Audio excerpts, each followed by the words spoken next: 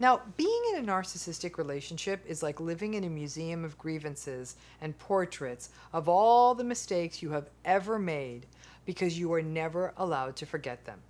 They are always flashed in front of your face. You get reminded about them repeatedly, and they are used in arguments all of the time.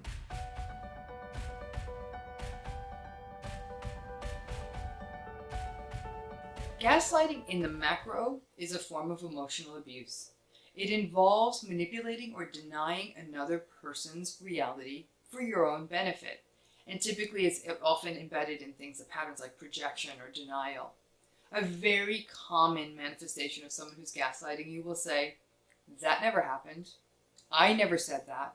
And yet yes, you did. You absolutely did. And you're just balling up your fist and saying, huh? Initially, when gaslighting happens, your thought is maybe they're right. I can't be right about everything. More of us are prone to self doubt than not, and saying maybe I didn't say that. It's not unusual when you're being gaslighted in a relationship to pick up with trying to record conversations, not to even use against them, but to check against them to make sure you're not losing your mind. And yeah, for the moment you say, yes, you did say that. When you confront a gaslighter with the evidence that they did say the thing they didn't, be prepared for rage and lots of it. The way a gaslighter works is they slowly erode at your reality. And in fact, the term gaslighting comes from a play and a film from the 1930s and 40s, which focuses on this idea of an actual gaslight. It was a gas-powered lamp that would go up and down depending on how you turned the dial. In the film, the man, the gaslighter, is married to a woman who he's slowly driving mad by playing with the levels of the gas lights in their home. And when she says, did you turn the light down? He's saying, no, I absolutely didn't. And then she starts to go crazy because she can't understand why these lights keep going up and down. There's no one else in the house, and he denies doing it. So it's sort of the slow mental unraveling of a person. Gaslighting doesn't just happen in intimate relationships. It can happen in family systems. It can happen in workplaces. But again, anytime someone denies your reality, it's really almost the equivalent of saying, hey, look, the sky is purple. And you're like, no, it's blue. And they're like, no, it's purple. It really plays with your brain.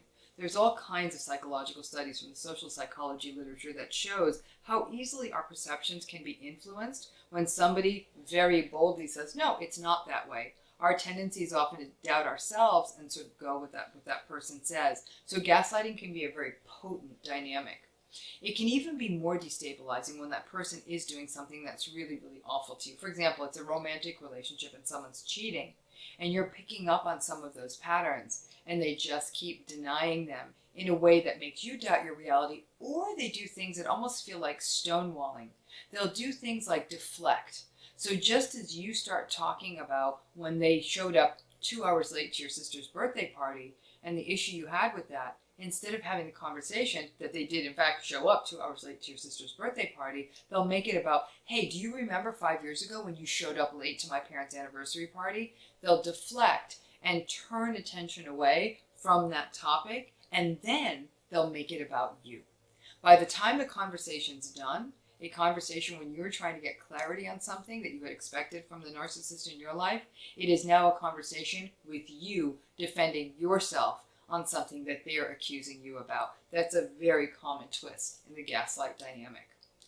Once again, it goes back to those very simple truths I have of dealing with narcissists. A very key element. Don't defend yourself. You know what you've done. You know what you haven't. And if you have done something, cop to it. But when the conversation is about something else, don't let yourself get derailed. Stay with the reality and trust your reality. Yeah, some people actually do audio conversations because they're like, later on, I want to play this and I know what I heard.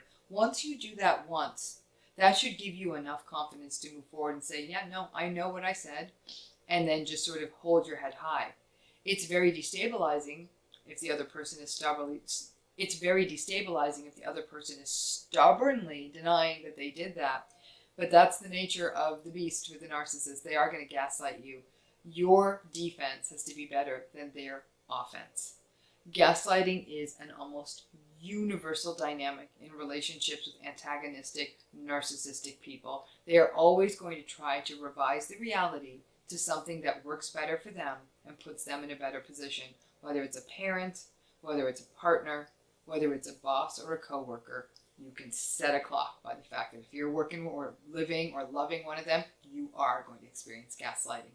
Today I'm going to be talking about a specific element of gaslighting. And that this idea of gaslighting, we often think of it in a very traditional way, but a part of gaslighting actually involves throwing people off balance so that you look unstable to other people. Gaslighting in general is a rather simple sequence, but there's a very specific sequence in narcissistic relationships that's even more simple and that many of you may be familiar with. A narcissistic person accuses you of something you haven't done, or claims something that isn't true, or they break a promise and claim they never made the promise. No, in the first place. When this happens to you, you defend yourself. You give your point of view. You vehemently deny it. You may even become so emphatic as you try to communicate with them because you're being told something so untrue that your volume increases. That's not true. I didn't do that. See, you kind of get worked up a little bit more. You may become agitated. You may cry because somebody's saying something to you about you that's abjectly untrue. Once you become a little bit worked up, you may notice the narcissistic person calms down significantly. They may even seemingly relax. And then they may calmly and perhaps even contemptuously say to you, "What is wrong with you?" Or they will say, "Oh, stop overreacting." They might say, "Yikes, you really are a dramatic and chaotic person." And then they may go on to say, "I am not a fan of drama." And when you hear that, it may activate your own fears about feeling like you're to blame for any issues in this relationship, and you may lose this person. The narcissistic person may say, "You need to calm down. Is there something wrong with you? Maybe you need to see a therapist because you sure do get some strong emotional reactions." They may say to you, "You've become really paranoid. I'm worried about you." And they'll do this from this very calm, almost cold exterior. They may roll their eyes at you and start framing you as an agitated and unhinged person. They may even give you a logical framing for their accusation or their argument, and you now look more unhinged than the narcissist. And you recognize that if anyone was watching this, and they may very well be, that you may look to that person who's watching this whole argument as though you're the one who's really discontrolled. If this sequence happens enough times, your role in the relationship starts to settle in. The narcissist will often instigate you and keep kind of poking at you by making accusations about you and gaslighting, and you respond. And over time, it can start to feel that the narrative is that the narcissistic person is the one who's calm, cool, and collected, and that the other person in the relationship, and that might be you, but the other person in the relationship is the one who's dysregulated, dramatic, and chaotic because they find themselves chronically defending themselves against these false accusations and this gaslighting. Because most people do not want to view themselves as dysregulated and chaotic, you may start tamping down your reactions, buying into the narcissistic person's version of reality. It might just almost feel like they keep saying it. Somebody tells you the sky is, green enough times, you might actually start believing it.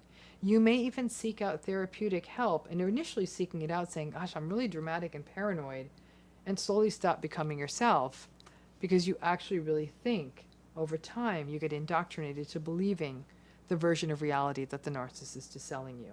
Now, the version of reality that the narcissistic person is going to start peddling around town is that, my partner is such a handful. They always get so worked up. Or my partner is so dramatic and always overreacts to everything I say. Perhaps these arguments have happened in front of other people. And if you do sort of find your sort of raising your volume and getting agitated because somebody's saying things about you that aren't true, your agitation may sadly support the narcissistic person's version of the events. Here's the bottom line. Nobody out there ever wants to be accused of things that aren't true. So not surprisingly, when someone tells us something false about ourselves or something that's completely not aligned with our reality, we defend ourselves. We provide our version of the events. And when it is clear that the other person is going to keep foisting their version, their twisted, gaslighted version of events on us, we find that we keep explaining our side. We pull out facts, we pull out text messages, emails, anything we have to defend our position. And with a narcissistic person on the other side, this is a mistake because the other person, they're not listening. This is about manipulating you. Not about listening to you, but about manipulating you. This is why understanding high conflict and antagonistic personality styles becomes so important. It becomes so important for so many reasons. Because if we understand this, we may be less likely to fall prey to it. And even more important than that is to hold on to your version of reality and truth when someone denies it. To learn to nod, smile, and just shrug and say, all right, it appears we're just having different experiences of the situation, instead of feeling you have to defend your position to a narcissistic person who's not listening. Don't get me wrong, and by the way, a narcissistic person will get even more agitated if you do not engage with them and respond in a dramatic way. Remember the way that baiting works, and it can even feel unsettling. They want you to look as unhinged as they feel. And ultimately, the goal of all gaslighting is to get sort of mental control over another person. If you have ever gotten caught in this loop, you may actually not understand that a significant part of the gaslighting process is to leave you doubting yourself. That's the goal. If you doubt, you're doubting yourself. And even considering yourself to be an individual who's living with mental illness. Maybe my anxiety means I have an anxiety disorder. You're anxious because you're in a toxic relationship. In so doing, though, you may feel less able to set boundaries because you're so unsure of yourself. You may feel less able to get out of a relationship. You may even doubt yourself in other areas of your life, including at work and in other close relationships, because you're so plagued by this self-doubt. Please practice holding on to your reality, knowing your truth, and always remembering that nobody needs evidence for their feelings. Practice mindfulness, which can allow you to draw upon tools like breathing and mindful focus when you feel like reacting, and to help you get centered when someone is tossing accusations at you. It's important to understand that and I even don't want to call it agitation, but your sense of unsettledness or just sort of, kind of feeling like you're escalating a bit, that your agitation in that way is something that fosters their sense of power. But you may feel a need to let that strong emotion about being manipulated, may need to find a place to share it and find safe spaces in which to share your feelings. This experience of feeling as though you are, you have almost been rendered sort of unstable by this relationship, and internalizing that sense of, I think I might be in an unstable relationship, is actually a big reason that a lot of people out there who think that they're narcissistic actually aren't narcissistic at all, but they've been told it by somebody in a narcissistic relationship, or they've been told many other things. that are patently untrue. You have any number of mental disorders. A partner will tell them you have obsessive compulsive disorder, you have anxiety, you have this, you have that. Sometimes they even tell them they're psychotic. But they throw all of this at them. And a person who's constantly having their reality challenged and doubted, it gets exhausting. And after a while, some people find that they don't consent, they relent. They just give in and say, fine, fine, it's what you said. And you can see how that deflates a person and can really pull them away from being themselves. So, word salad is one of those things where if you have experienced it, you know what it is. It's almost harder to describe it. You've experienced it, you know what it is, but I'm going to try. So, I'm going to do this as by means of example. Let's say you're talking to the narcissistic person in your life about their rude behavior at a party you went to. This could be a word salad response. I was rude. I was rude? Seriously? I don't know what you think, little princess. What, should I curtsy and put rose petals on the ground when we go out? I can't even be myself. I guess I'm supposed to be the king since you're the princess. How does that feel? Maybe I'll start wearing a crown and start telling everyone I'm the king. I should be the king. I work hard enough to be the king. Look at this house. I am the king. I'm the king that built you your palace. If you think I'm rude, then what is polite? I don't know what polite means anymore. I think I need to go to the store and go get those rose petals. Since we are going to my parents' house for dinner this weekend, please don't forget that. And instead of buying my mother roses, because she deserves them, because she's a great mom, I'm going to take those roses and put down rose petals so you feel like you're in charge and everything is the way you want, because then you won't think it's rude, right? That's what this is about. You don't even like my mother. You barely like what my mother cooks, and she does so much to help. She works all day cooking just to please you. So I think, so she isn't hurt, I'm just going to keep my mouth quiet all night. So at least her feelings don't get hurt because you're being all quiet and a pain in the ass because you think someone is being rude because they're just having some fun. But I hope the rose petals don't get in the food because there's going to be a lot of rose petals. And I'll let my mother know that your Royal Highness is coming so she knows to prepare. Imagine hearing that when all you asked for somebody to just have this conversation about their rude behavior. You'll see in that word salad, there was little accountability, absolutely no room to have a real conversation. After the word salad, you're as confused as hell. And you're sort of sorting through the kings and the rose petals and all of it.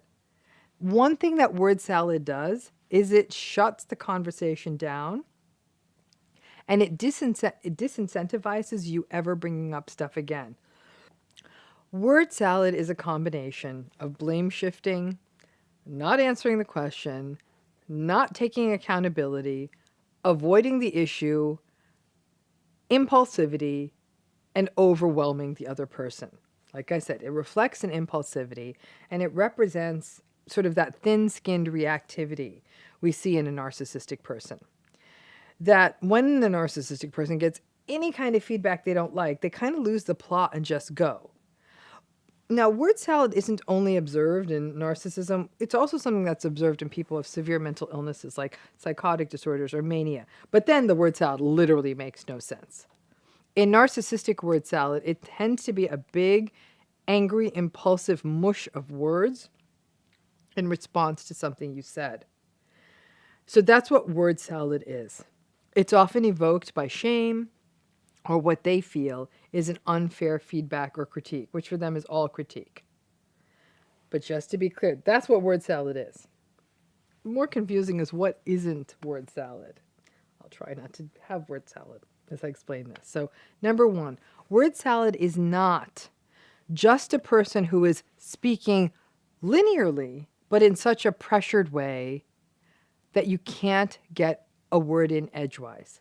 So something Sometimes someone is so insistent, they'll talk like this. So here's an example. I wasn't there. How could you say I was there? I told you I came right home from the office. I wasn't there. I don't know why you think that. I don't know why you keep thinking I wasn't there. I'm guessing that when I stopped to drop off the laundry, that your friend saw me parked on that block. That's where the bar is, right? That's what they saw. They saw my car, but I didn't stop there. I can even show you on the swipe log that I left the office at that time and I was home 30 minutes later. I mean it. That's what it was. That's how long it takes to get home. I do not understand why we're still having these trust issues. We've gone to therapy. I've been true blue. You've seen it in everything I'm doing, and all I did was drop the laundry. I've been transparent. We took this on in therapy.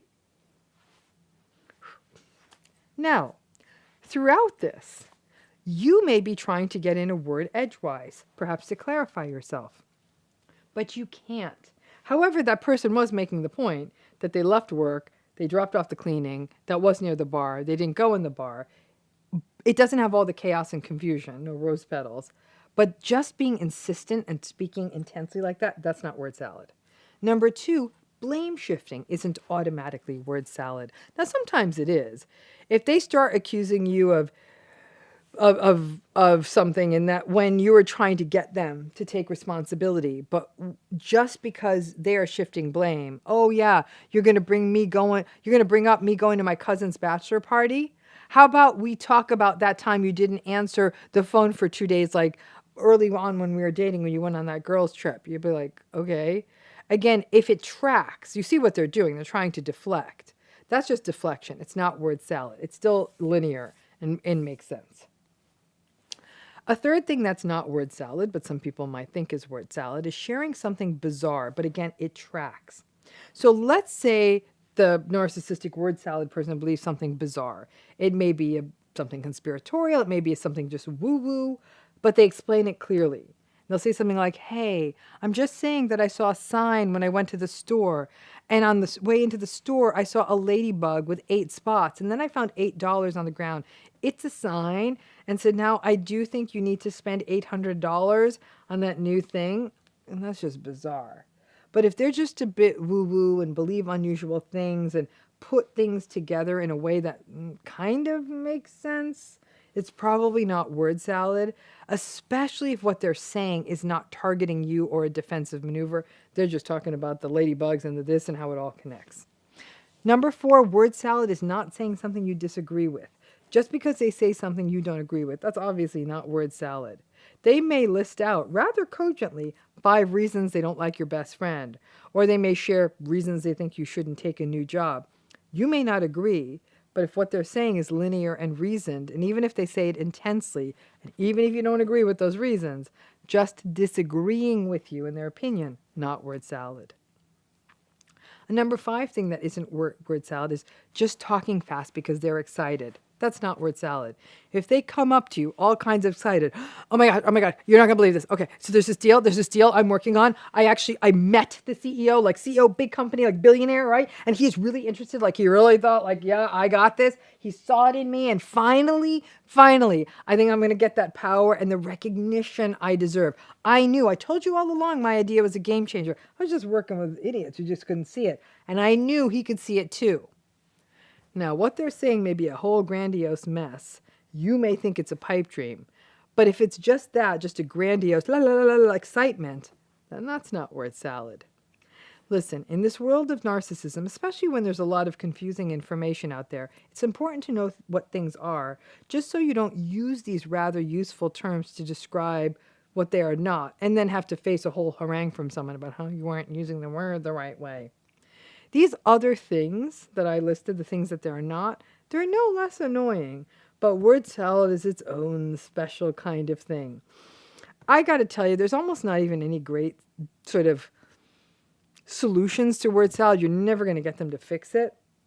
Usually the best thing is for you to stay calm, don't take the bait. And also, one little word salad hack I'd give you, I know it's often hard to maintain your empathy and compassion in these relationships, but a thing that's really important to remember is that it's so easy to say, make fun of them or mock them, but at such a time they're so worked up that you, first of all, it's never nice to mock or make fun of anyone. I know you feel like, well, that's one-sided and that's not fair. None of this is fair.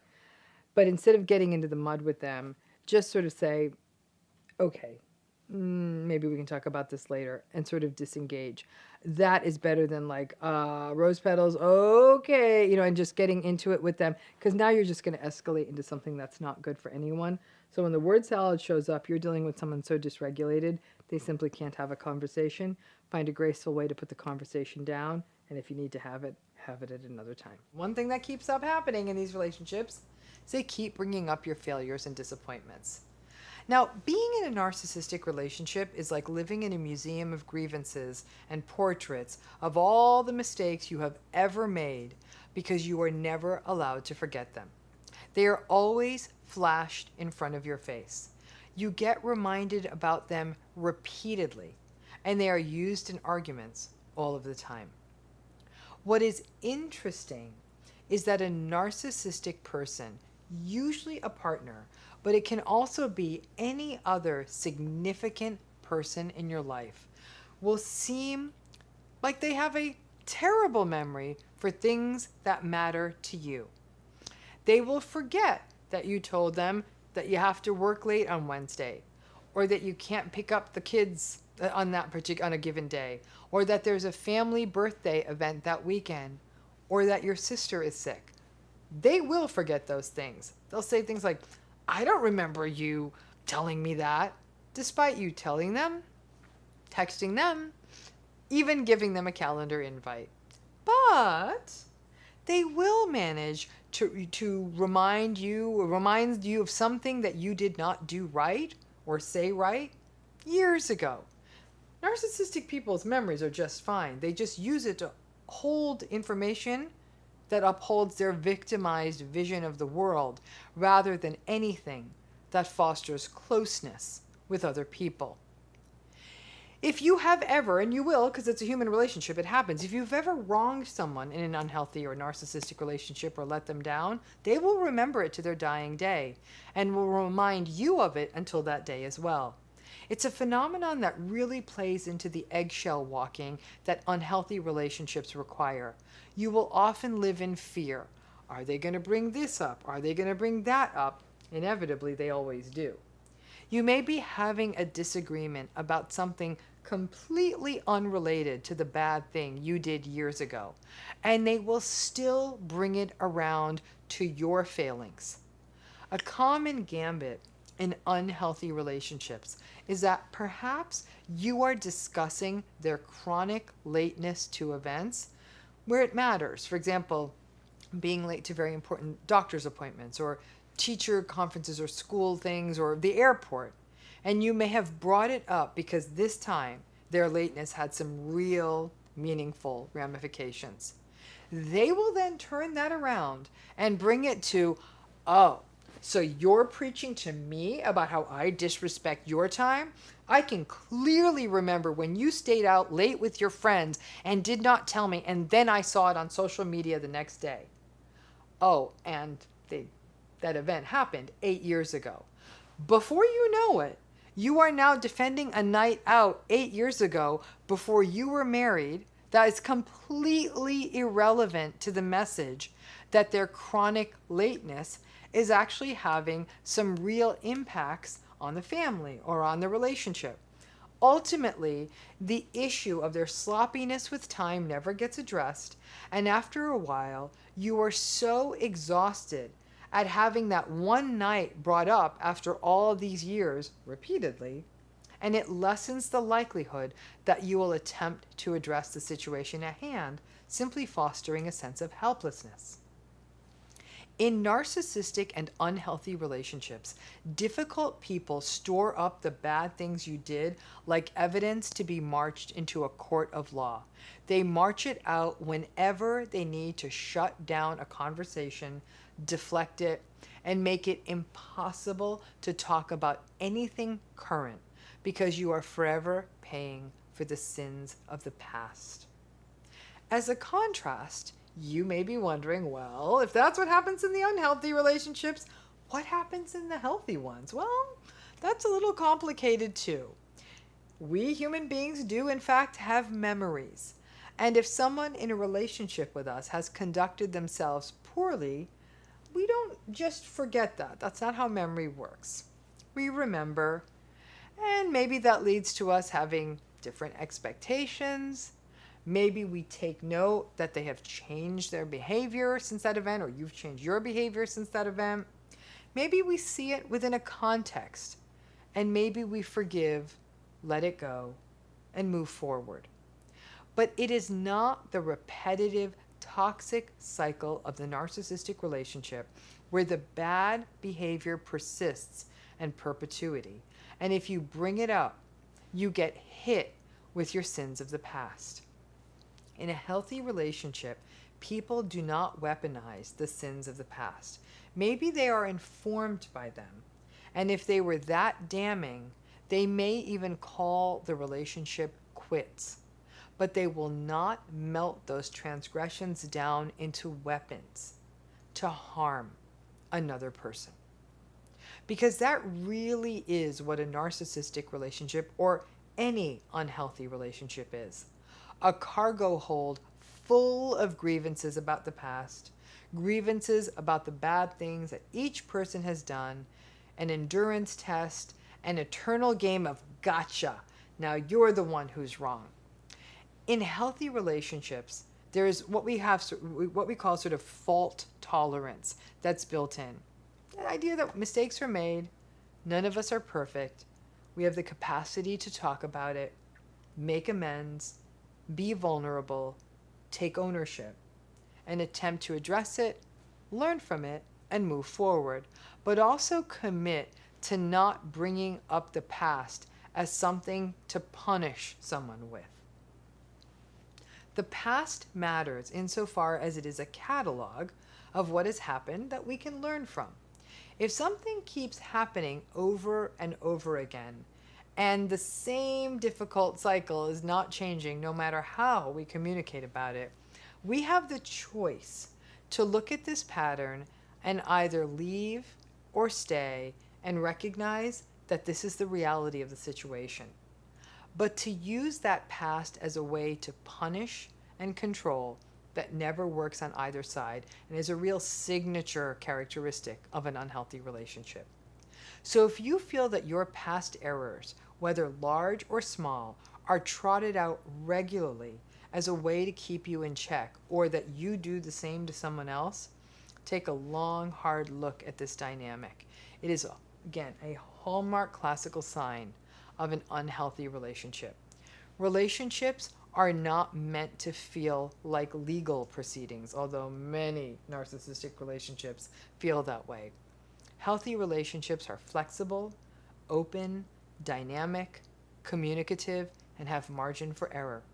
Margin for error cannot be a one-way street. The narcissistic person is never held accountable, and everyone else is held to a punitive standard.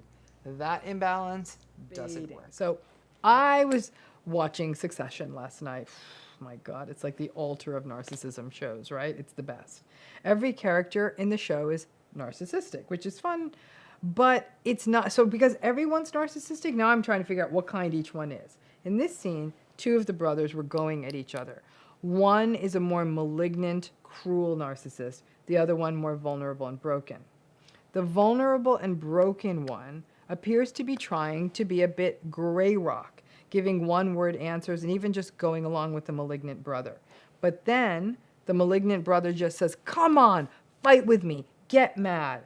It's as though the malignant brother couldn't release the tension until the brother, who he kept taunting and insulting and bullying, finally broke and showed a little emotion and fight, largely because it appeared that the malignant brother wanted to destroy him. So that was one of the best examples I'd ever seen of baiting, was not seen in Succession. So baiting is how they pull you in, how they draw you into conflict. Narcissistic folks love the fight. They thrive under conditions of antagonism. So when you are trying to gray rock or disengage, they aren't having it. They need you to be messy and chaotic. So not only can they get the satisfaction of the fight, but also so you get so frothed up that they can contemptuously write you off as being unhinged and shame your feelings. Calm down. You are too sensitive. You are out of control.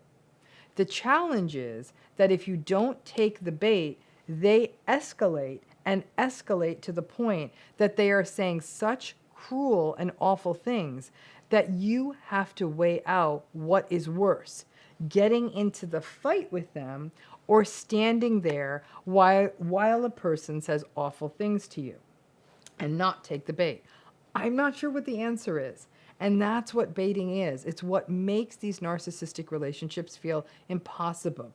Because just when you think you have gray rocking and not going deep wired, they bait and bait and bait, and you may react, and then you feel remorse after not reacting for so long. Be kind to yourself. It's only human to react and take the bait, and that's what the whole setup is. So that's what baiting is. The bigger question is, what isn't baiting? Number one, it isn't just a person asking a question or making a simple request, maybe that you don't want to do. So if a person asks a question, is your sister coming? Do we have to pick them up from the airport? Or can you not post that picture? Those kinds of things. The simple request, it's a question, is your sister coming? Do we have to pick that person up at the airport? That's a question. That's a request. Now, the question or the request may not be something you want to talk about, like, for example, they don't like your sister. But if it fits into the conversation, it may not be baiting. Number two, baiting is not having a different opinion from you. If they say, I like such and such candidate in the election and tell you why, and with a normal, non-taunting tone of voice and without disparaging your preference, that's not baiting. Now, if you tell them specifically, I don't want anyone to talk about politics at my birthday party, and they bring up the candidate conversation, that may be baiting. But even beyond politics, if they say, I don't like this restaurant, or I don't think that's a mechanically good car, then that may not be baiting.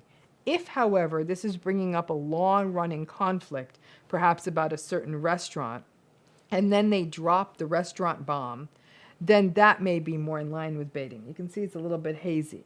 But just a normal difference of opinion that's shared in an appropriate manner, not baiting. Number three, a person is just living their lives. Maybe a friend goes to a birthday party or of a person you don't like. So your friend's going to a birthday party of a person that you don't like. Or they plan a trip that coincides with your birthday because that's when their vacation time fell. Or a person goes to the grocery store without consulting you first. That's probably not baiting. You may be hurt or frustrated that they remained friends with that other person who might have been hurtful to you, or that they may miss your birthday dinner, which they didn't know about because they got their vacation time a while ago, or that they don't bring home the eggs you wanted. But if they're not doing that, if they're not doing them and not in response to something you did, that's not baiting, even if you don't like what they are doing. Number four, a person giving solicited feedback is not baiting. If you ask someone, do you like this? Or can you let me know if this is a good idea? Or what are your thoughts about this? And they answer you honestly and constructively, it may not be baiting. Now, if they are forwarding their own agenda and not being honest about it, like, are you sure you are ready for that job? It means more time spent traveling, and they don't want you to travel, then that may be baiting because they may want to draw you into a conflict, and they aren't being transparent about their criticism or their undermining. Now, if they came out straight and say, ugh, that actually seems like a great job, but the travel concerns me, then that is not baiting because they are giving you feedback and being transparent about their concerns. So it's, again, about that transparency piece. A lot of the things that are not baiting are a little bit hazy because they can become baiting depending on the context. If their behavior or words are reactive or inappropriate to the situation, then that question or that opinion or that feedback may qualify as baiting. If it feels like it pings on a standing conflict while the words themselves may feel neutral, it may be baiting. Baiting can take so many forms: behavior, sins of omission, taunts, jabs, mockery, jokes at your expense, insults or criticism of things that or people that matter to you, passive aggressive sulking. As a result, there are lots of things it is. Ultimately, baiting is a dominance move for them. Sometimes it's a victimhood move. And ultimately, though, as a dominance move, people who are narcissistic are always seeking dominance. However, what can happen is that the baiting is such a regular fixture of these relationships that when someone comes along and engages in behavior that may not feel good, we may be tempted to call it baiting. Always remember the goal of baiting is to draw you into a conflict, a defensive posture, or a reaction. If that is not what is driving a person's behavior, then it's not baiting. Unfortunately, however, you're not always privy, in fact, you're typically not privy to other people's motivations. Baiting sucks because it is meanness and gaslighting all wrapped into one. But it definitely allows the narcissistic person and others to maintain the narrative that you, as the other person in the relationship, may be the one who is emotionally reactive and dysregulated simply because you are reacting to them. When enough baiting occurs, more than a few people feel that the only path forward is disengagement and even no contact. And that can be a painful recognition. Keep in mind, too, a sentence that may be completely neutral can be turned into a bait sentence simply by tone of voice. Are you going to the store? Ugh, are you going to the store? So you can see that just that are you going to the store can be are you going to the store? Question, or are you going to the store? Contempt. So in that, understanding how tone can even take those points I made and transform something into baiting, something I'm aware of.